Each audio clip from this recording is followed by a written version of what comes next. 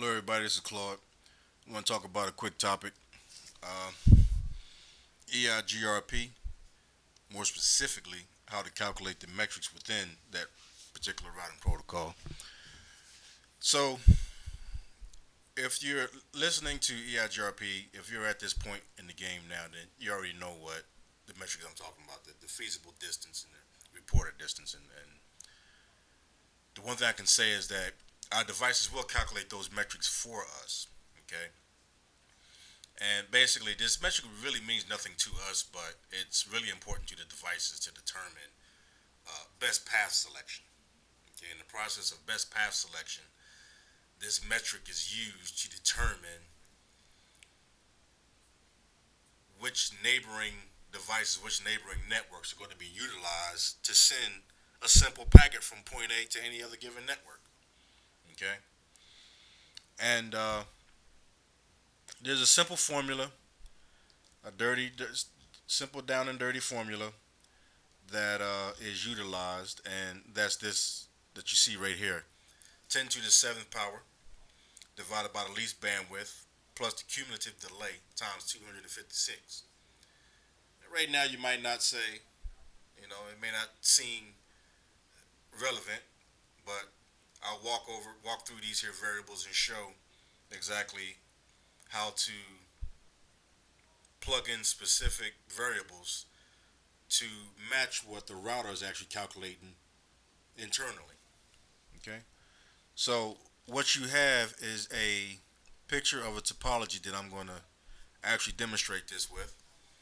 Okay, what I call my little baseball diamond topology. I got four routers, and what you see is I got four different networks: the 43, 13 net, 21 net, 24 net. Those networks are defined by the two routers that make it up.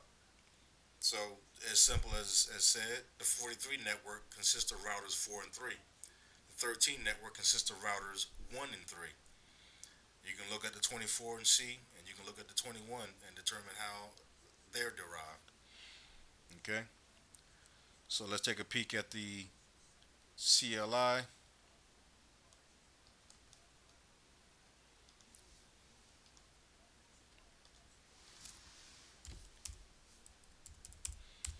Okay, so like I was saying earlier, if you're this far into the game and you're learning EIGRP, then you know what a routing table is. You know the information that's within the routing table.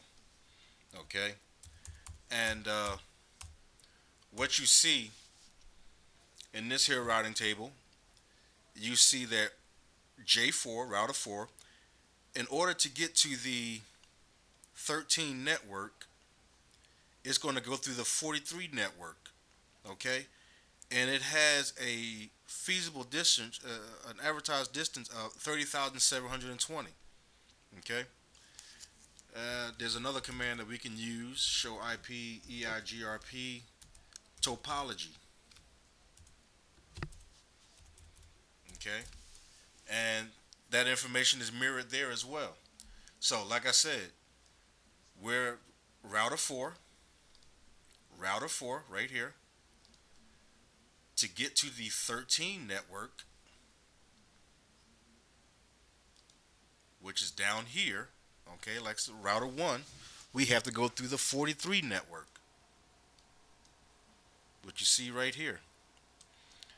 And it's calculated this distance to get there at 30,720. All right, what you see here. Now, this number here is known as the reported distance.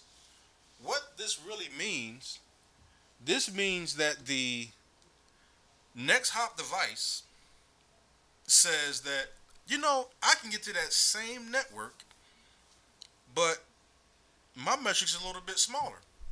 And why is that? That's because that's router number 3. Okay? And that's actually directly connected to the network itself that's in question. So router 4 gets a reported distance from router 3 of 28,000. Now, mind you, router 4 already calculated 30,000. But router 3 says for me to get to the 13 network, I'm right here. My metric is a little bit cheaper. Okay, so that's what that is. So let's look at this here feasible distance from router 4 to get to the 13 network. Let's do some quick and dirty math and see if we can get some very similar numbers to that. Get the same numbers. So what we're looking at first, let's go back to our original formula, down and dirty. 10 to the 7th power times the least bandwidth plus the cumulative delay. So I said I was going to show you that earlier. So let me do this. Show interface 0 include bandwidth. And I'm going to show that for the other interface on number 4, interface 1. And you will see that they're set at their defaults. Okay? So the bandwidth is represented in kilobits, which is what we need for the mathematical formula. The bandwidth that we need to enter in to the formula has to be expressed in kilobits. So this is saying 100,000 kilobits, or in layman's terms, 100 meg. Now the delay, 100 microseconds. When we start calculating the delay, that needs to be expressed in the mathematical formula in tens of microseconds. Okay? So,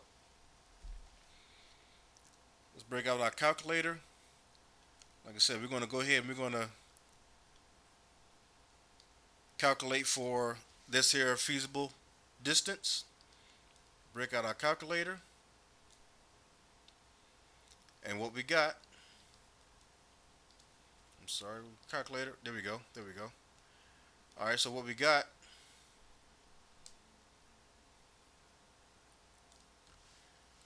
we're going to go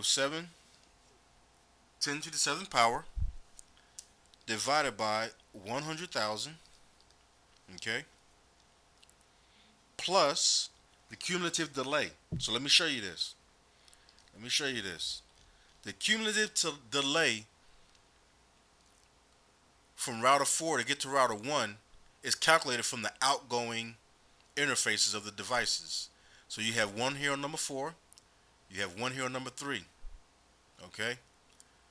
That cumulative delay, as I showed you earlier, was 100 milliseconds. But we got to express that in tens of milliseconds, of microseconds, microseconds. So to do that quick math is basically 10 divided by 100, and it gives us 10. We got 2 of them for both interfaces. So that 100 plus 10 plus 10 equals 120. Okay? We multiply that by the 256, which is what you see right here. Multiply that by the 256, and we get 30,720, which is that feasible distance right there. Now, like I said, from the next hot router, the reported distance, 28,160. That's from the next hop. That's the perspective of the next hop's device, the router 3, J3. So that math is just as simple. Here's the only caveat. When it comes to the cumulative distance, there's only one, because router 3 sits right on top of the 13 net, which is what we're trying to get to. So,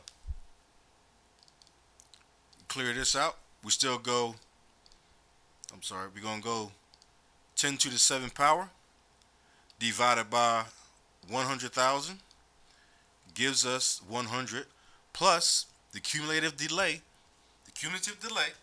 which is just the delay from interface, the outgoing interface with number 3, router 3.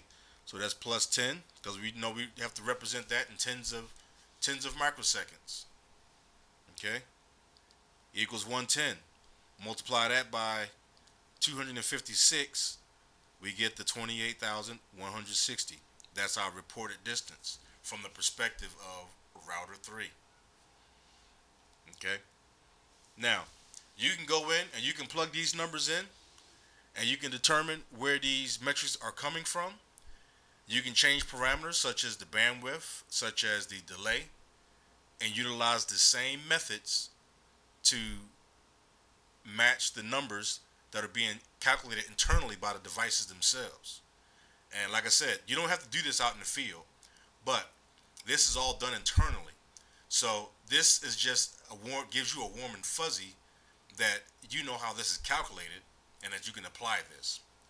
So I hope you can grasp the concept. I hope you learned something new, and I'll talk to you soon.